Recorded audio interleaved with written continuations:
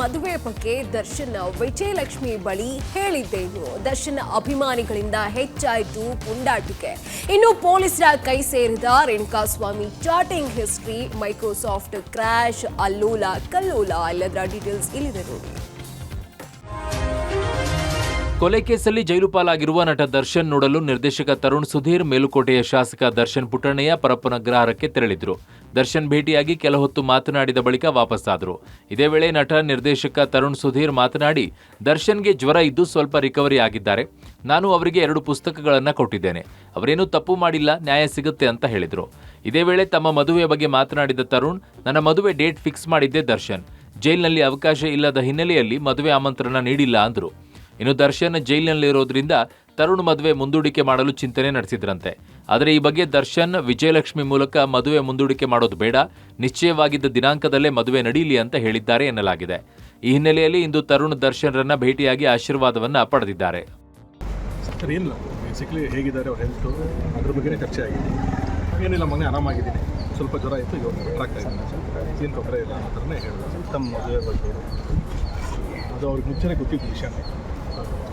ಅದು ನನ್ನ ಮನಸ್ಸಲ್ಲಿ ಹೊರಗಾಟ ಇತ್ತು. ಅವರು ಯಾವುದೇ ಕಾರಣಕ್ಕೂ ಡೇಟ್ ಚೇಂಜ್ ಮಾಡಬಾರ್ದು, ಏನಿದೆ ಅವರು ಅದೇ ಯೋಗಕ್ಷೇಮ ವಿಚಾರಿಸ್ಕೊಂಡು ಹೋಗ್ಬೇಕು. ಜ್ವರ ಇದೆ ಅಂತ ಗೊತ್ತಿತ್ತು. ಪರ್ಮಿಷನ್ಗೆ ಅಪ್ಲೈ ಮಾಡಿದ್ವಿ. ಪ್ರಕಾರ ಏನು ಪರ್ಮಿಷನ್ ಕೊಡ್ತಾರೆ ಅದ್ರ ಪ್ರಕಾರ ಹೋಗಿ ಮೀಟ್ ಮಾಡ್ಕೊಂಡು. ಕೊಲೆ ಕೇಸ್ನಲ್ಲಿ ದರ್ಶನ್ ಜೈಲು ಪಾಲಾಗಿದ್ದು, ಇತ್ತ ಹೊರಗೆ ದರ್ಶನ್ ಅಭಿಮಾನಿಗಳ ಪುಂಡಾಟಿಕೆ ಮುಂದುವರೆದಿದೆ. ತಮ್ಮನ್ನ ಭೇಟಿಗೆ ಬಂದವರ ಮುಂದೆಲ್ಲ ಫ್ಯಾನ್ಸ್ ಸುಮ್ಮನಿರುವಂತೆ ದರ್ಶನ್ ಮನವಿ ಮಾಡಿಕೊಂಡ್ರು. ಕೆಲವು ಅಭಿಮಾನಿಗಳು ಮಾತ್ರ ದರ್ಶನ್ ಮಾತನ್ನ ಕೇಳ್ತಾ ಇಲ್ಲ. ದರ್ಶನ್ ಬಗ್ಗೆ ಮಾತನಾಡಿದವರಿಗೆ ಅಶ್ಲೀಲ ಸಂದೇಶ, ಧಮಕಿ ಹಾಕುವುದನ್ನು ಮುಂದುವರಿಸಿದ್ದಾರೆ. ಇನ್ನು ಈಗಾಗಲೇ ದರ್ಶನ್ ಅಭಿಮಾನಿಗಳ ಧಮಕಿಗೆ ಬೇಸತ್ತು ಬಿಗ್ ಬಾಸ್ ವಿನ್ನರ್ ಪ್ರಥಮ್ ಪೊಲೀಸ್ ಸ್ಟೇಷನ್ ಮೆಟ್ಟಿಲು ಹತ್ತಿದ್ರು. ಆದರೆ ಈಗ ಮತ್ತೆ ಸಿಂಧೂಧರ್ ಹೆಸರಿನ ದರ್ಶನ್ ಅಭಿಮಾನಿ ವಿಡಿಯೋ ಮೂಲಕ ಪ್ರಥಮ್ಗೆ ಬೆದರಿಕೆ ಹಾಕಿದ್ದು, ಜ್ಞಾನಭಾರತಿ ಪೊಲೀಸರು ಡ್ರಿಲ್ ಮಾಡಿದ ನಂತರ ಕ್ಷಮೆ ಕೇಳಿದ್ದಾರೆ. ಪ್ರಥಮ್ ಅವರಿಗೆ ಈ ರೀತಿಯ ಮಾತುಗಳನ್ನು ಆಡಿದ್ದಕ್ಕೆ ಕ್ಷಮೆ ಕೇಳುತ್ತೇನೆ. ಅವರ ಮೇಲೆ ಪ್ರೀತಿ ಅಭಿಮಾನ ಅವತ್ತೂ ಇತ್ತು, ಇವತ್ತಿಗೂ ಇದೆ. ನನ್ನ ವಿಡಿಯೋದಿಂದ ಅವರ ಘನತೆಗೆ ಧಕ್ಕೆ ಆಗಿದ್ದರೆ ಕ್ಷಮೆ ಯಾಚಿಸ್ತೀನಿ ಅಂತ ಹೇಳಿದ್ದಾನೆ. ರೇಣುಕಾಸ್ವಾಮಿ ಕೊಲೆ ನಡೆದು 38 ದಿನಗಳೇ ಕಳೆದೋಯ್ತು. ಆದರೆ ಕೊಲೆಗೆ ಕಾರಣವಾದ ರೇಣುಕಾಸ್ವಾಮಿ ಚಾಟಿಂಗ್ ಡೀಟೇಲ್ಸ್ ಪೊಲೀಸರಿಗೆ ಇನ್ನೂ ಸಿಕ್ಕಿಲ್ಲ. ರೇಣುಕಾಸ್ವಾಮಿ ಮಾಡಿದ್ದ ಎನ್ನಲಾದ ಅಶ್ಲೀಲ ಮೆಸೇಜ್, ಅಶ್ಲೀಲ ಫೋಟೋಗಳ ರಿಟ್ರೀವ್ ಮಾಡಲು ತನಿಖೆ ಮುಂದುವರೆದಿದೆ. ರೇಣುಕಾಸ್ವಾಮಿ ಉಪಯೋಗಿಸಿದ ಇನ್ಸ್ಟಾಗ್ರಾಮ್, ವಾಟ್ಸಪ್ ಡೇಟಾ ಸಂಗ್ರಹಕ್ಕಾಗಿ ಪೊಲೀಸರು ನಕಲಿ ಸಿಮ್ ಪಡೆದು ದತ್ತಾಂಶ ರಿಟ್ರೀವ್ ಮಾಡುವ ಕೆಲಸಕ್ಕೆ ಮುಂದಾಗಿದ್ದಾರೆ. Renukaswamy social media data retrieve ಮಾಡಲು ಪ್ರತ್ಯೇಕ ಅಧಿಕಾರಿ ನೇಮಕ ಮಾಡಲಾಗಿದೆ.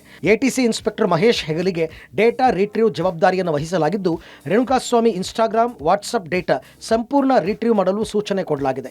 ಆ ಮೂಲಕ ರೇಣುಕಾಸ್ವಾಮಿ ಏನೆಲ್ಲ ಸಂದೇಶ ಕಳಿಸಿದ್ದಾನೆ ಅನ್ನೋದನ್ನು ಪೊಲೀಸರು ಪತ್ತೆ ಹಚ್ಚಲಿದ್ದಾರೆ.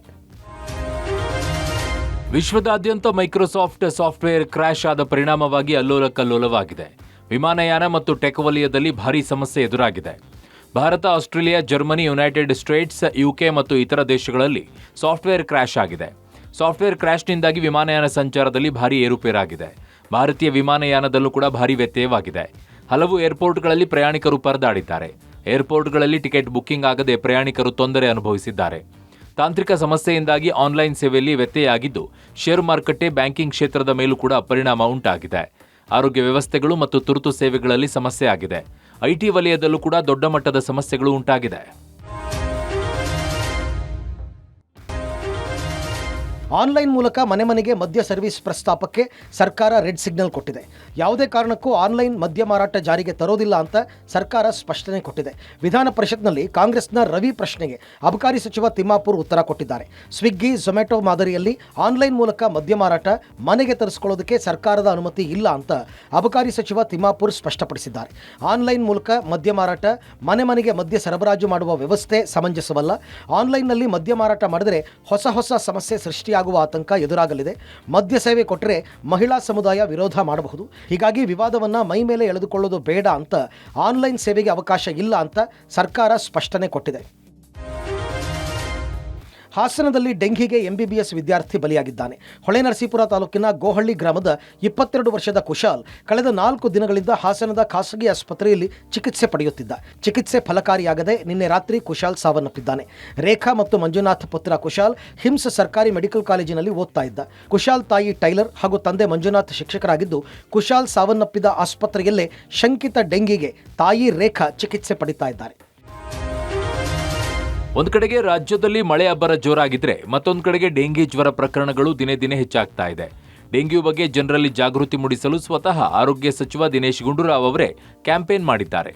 ಬೆಂಗಳೂರಿನ ರಾಮಸ್ವಾಮಿ ಪಾಳ್ಯದಲ್ಲಿ ಲಾರ್ವಾ ನಾಶಪಡಿಸುವ ಔಷಧಿ ಸಿಂಪಡಿಸುವ ಮೂಲಕ ಫೀವರ್ ಕ್ಲಿನಿಕ್ಗೆ ಚಾಲನೆಯನ್ನ ನೀಡಿದ್ದಾರೆ. ರಾಮಸ್ವಾಮಿ ಪಾಳ್ಯದ ಕಾಲೋನಿಗಳಲ್ಲಿ ಪರಿಶೀಲನೆ ನಡೆಸಿದ ಸಚಿವರು ನೀರು ಶೇಖರಣೆ ಮಾಡದಂತೆ ನಿವಾಸಿಗಳಿಗೆ ತಿಳುವಳಿಕೆ ನೀಡಿದರು. ಇದೇ ವೇಳೆ ವಸಂತನಗರದ ಸರ್ಕಾರಿ ಶಾಲೆಗೆ ಭೇಟಿ ನೀಡಿದ ದಿನೇಶ್ ಗುಂಡೂರಾವ್ ಡೆಂಗ್ಯೂ ಹರಡುವಿಕೆಯ ಬಗ್ಗೆ ಅರಿವು ಮೂಡಿಸುವ ಜೊತೆಗೆ ಶಾಲಾ ಮಕ್ಕಳಿಗೆ ರಕ್ಷಣಾ ಕ್ರೀಮ್ಗಳ ವಿತರಣೆಯನ್ನ ಮಾಡಿದರು. ಬಳಿಕ ವಸಂತನಗರ ಪ್ರಾಥಮಿಕ ಆರೋಗ್ಯ ಕೇಂದ್ರಕ್ಕೂ ಕೂಡ ಭೇಟಿಯನ್ನ ನೀಡಿ ಪರಿಶೀಲನೆ ನಡೆಸಿದರು. ಇನ್ನು ಆರೋಗ್ಯ ಸಚಿವ ದಿನೇಶ್ ಗುಂಡೂರಾವ್ಗೆ ಶಾಸಕ ರಿಜ್ವಾನ್ ಅರ್ಷದ್ ಸಾಥ್ ನೀಡಿದರು.